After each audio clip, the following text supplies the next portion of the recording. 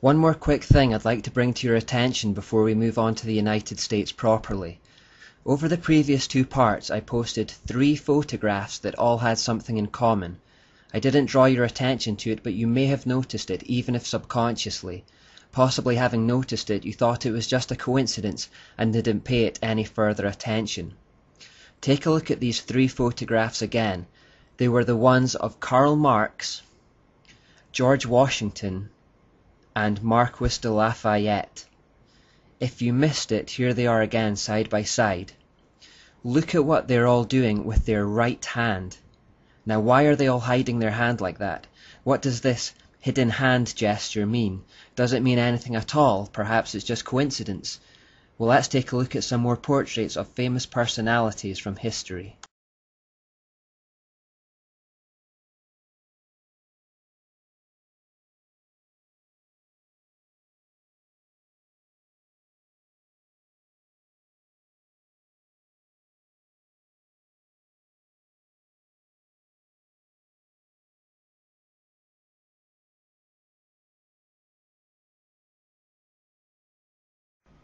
It happens far too often to be coincidence.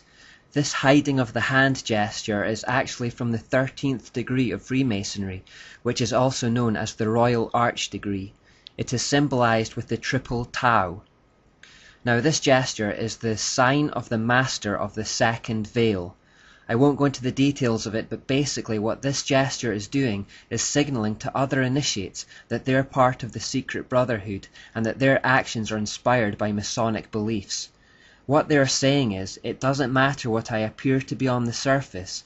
This secret gesture tells you that we are working towards the same utopian end, you and I. We are both enlightened with the illuminating knowledge of Masonry. Remember in the Jesuits' oath they talked about being on opposing sides in public, but secretly were working towards the same end. That's why we have both communists and capitalists making the same gesture here. Think also of the Hegelian principle, where 2 seemingly opposing ideologies are rubbed up against one another to create a synthesis. What these famous leaders are saying to the initiated is that there is a hidden force or hidden hand guiding the course of history, and that they are a part of it. It's that hidden hand that we've been following throughout the whole of this series, so it should come as no surprise to us by now that Satan is still at work in the world. These illuminated ones think Lucifer is good and following him will help mankind, but as Christians we know differently. We know that Satan disguises himself as an angel of light and always has. We'll look more at gestures later. With this in mind, we should be careful not to pledge too much allegiance or get too fervent about either side in politics. There was a situation in the 2004 presidential elections where Americans had to choose between John Kerry and George Bush. What most didn't know was that although one was Republican and one was a Democrat on the surface, both were members of the Skull and Bones Masonic Society at Yale University. Both being Freemasons, did the American public really have a choice at the polling office, or were they voting for the same ideals dressed in different colours? There's a reason why, no matter who we elect, things always deteriorate in politics.